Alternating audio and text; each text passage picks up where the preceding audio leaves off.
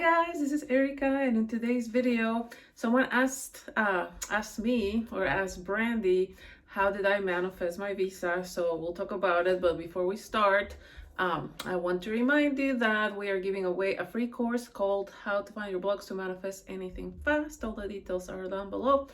Also, if you would like to work with me one-on-one, I would love to help you. I love helping you find the reasons, your blocks of why you're not manifesting your desires. I love giving you a plan of action, and I love when you get your results. But okay, enough of that. All the details are down below if you're interested in working with me. So let's talk about it. So someone asked recently, and thank you for all your questions. Someone asked about how I manifested my visa. They were asking what video I was talking about.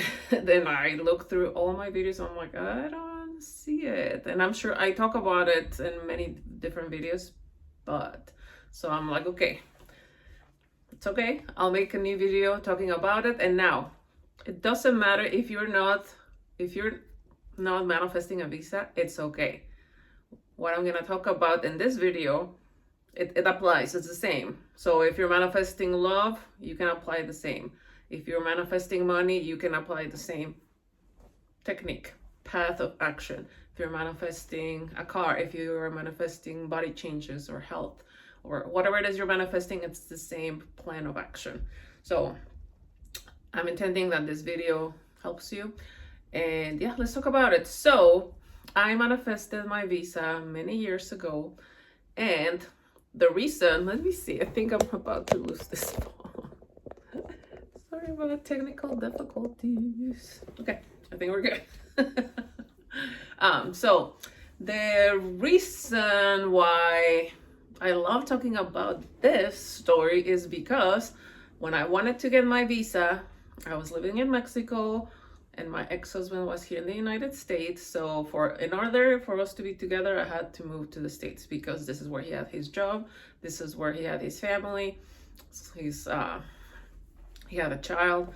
So I'm like, okay, fine, like I'll move with you. So, but back then, living in Mexico, I didn't have all the requirements that the US consulate wants for a visa. I didn't have money in the bank. I didn't have, like I was a young 20-something-year-old girl. So apparently if you're that age and you don't have like proof that, oh, you have a job you're gonna go back to, or you have money in the bank that you're gonna go back to, or a house that you own or your parents own that you're gonna go back to, or if you don't have all that, they're like, no, we're not gonna give it to you because they're afraid that you're just gonna go to the States, come to the States and stay there, and right. So anyways, I applied for my visa once, denied. But what went in here? What I said was, I don't care what they're telling me. I do not care. Somehow, some way, they're gonna give it to me. And it doesn't mean that I didn't feel sad, that I wasn't upset. I probably cried, right? Because I really love this person. I wanted to be here with him. So I went into mindset, I don't care how. And this is the most important thing about manifesting. So what you're doing is, it doesn't matter what the circumstances are, right? It doesn't matter how big or how small. In my circumstances, you can say that they're big because I was dealing with the United States of America, the government, right? They were saying no, and they're very strict about their laws. So what I said was, I don't care about the circumstances. I don't care. Somehow, some way, I'm gonna get my visa and I'm gonna be with him. I don't care how I'm gonna do it. I'm gonna be with him. So I was like, tunnel vision, right? So what I was doing there with that mindset, that's something that is very important when manifesting. All you have to do is say what it is that you want and have faith that it's already yours. That somehow, some way you're gonna get it. It's not our job to say how, because there's infinite possibilities of how this can come to you. The bridge of incidents, right? The unfolding of events. Your logical mind might not think about that. So that's why Neville used to say, be blind to the senses, like ignore the circumstances. I don't remember exactly if he said exactly those words, ignore the circumstances, right? But he will say, live in the end. And my end was, I don't care how, but I'm gonna be with him. I don't care the circumstances, how they are looking like, they were not looking good. I don't care. So, and it's that persistence, right? I don't care, but it's gonna happen. And I don't remember exactly, but I'm pretty sure that I will imagine myself with him. But anyway, so I tried the visa for the second time. What do you think happened? And denied the second time. Same thing. I'm pretty sure, same thing. And they denied it again. What did I say? What did I think? I could have given up. I could have said, you know what? Forget about it. I'm just gonna break up with him. We're never gonna be together. They're never gonna give me a visa. This is impossible. Like, you know, but I did not go that route mentally. I'm like, I don't care. I don't care about the circumstances. I was gonna say a bad word, but we don't do that here in this channel. I'm like, I don't care what the circumstances are. I don't care. And again, I'm sure I was pretty upset. But I said, I don't care. I don't care, but somehow, some way, it's gonna happen. Right? So, same type of mindset. Stubborn, however you want to call it. I will call it more like focused on the end, right? Having faith that it was gonna happen. I will picture ourselves like me and him together. And this is why logically, right? I could have thought logically it's never gonna happen, or logically, I don't know. I could have done something, right? But I'm like, no. Somehow, some way it's gonna happen. So that's where, when you don't think how it's gonna come to you, when you're not logically thinking, things will happen. And when you actually get the results, you're like, oh, I would have never thought about that happening, right? So what happened to me was one of my cousins worked for an agency that from Germany, and she had free tickets to go to Germany. No, actually, it was a German agency, but she wanted to go to Switzerland. She had tickets for Switzerland. Now she has siblings. I mean, we're cousins and we loved each other, but we were not like that tight. I mean, yeah. So she had siblings. I'm sure she had friends, but she didn't invite anybody else. She invited me. Now, when she invited me, I'm like, yeah, that sounds cool. But I'm like, my mind wasn't like, I want to be with my person. I'm like, okay. I talked to my ex-husband about it. I'm like, what do you think? Like I don't really want to go. And he's like, no, why don't you go? And maybe when they see that you have, you know, a stamp on your passport saying that you went to another country and you went back to Mexico, maybe they'll give it to you. I'm like, okay, fine, whatever. So, and again, I didn't have to pay a cent for that trip. Like, it was all paid. She had a friend back there in Switzerland. We stayed with him. The only thing we had to pay for was just the trains, right? Transportation when we were there.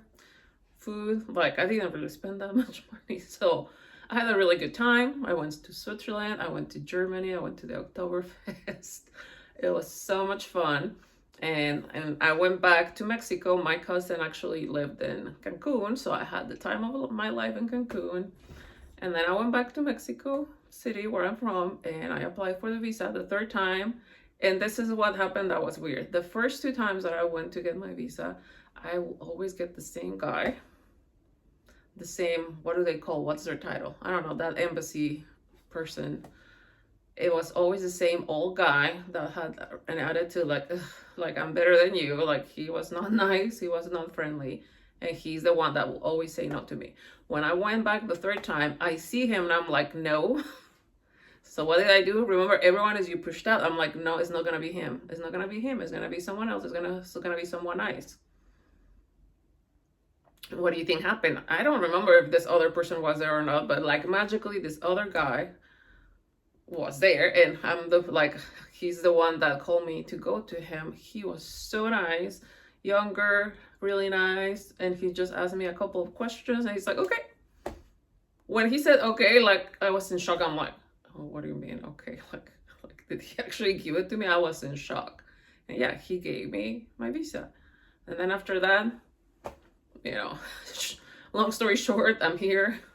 But this is I'm just sharing my story to show you that it doesn't matter how big the circumstances are, right? Or how small.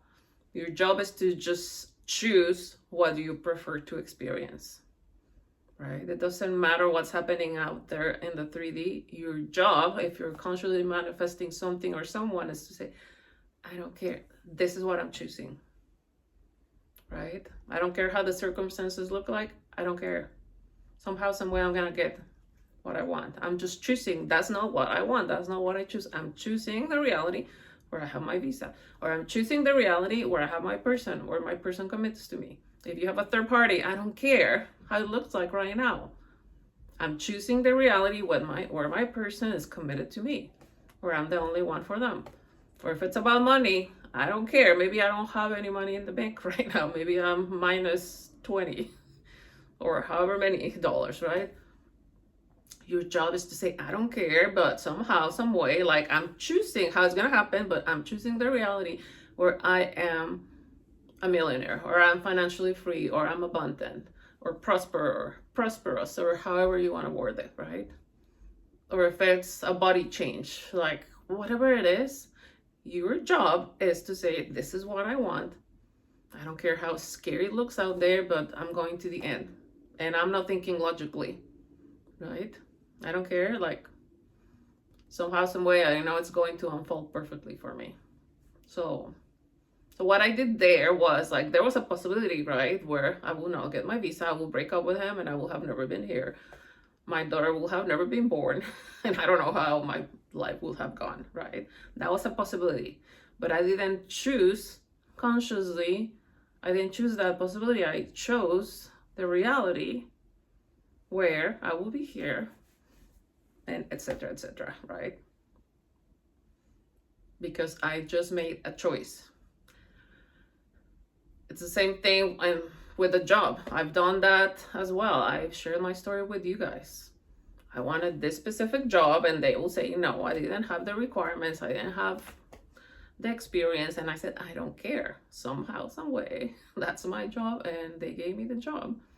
So again, if you're manifesting a job, money, love, a car, whatever it is you want, your job is just to say, this circumstances don't move me. No one's gonna move me or change me from my decision of having this, and just leaving the end. Like, you can have your inner conversations throughout the day, whatever techniques you're using from the end. I love that I'm already in, that I'm already a millionaire. I love that I'm already in a relationship with this person.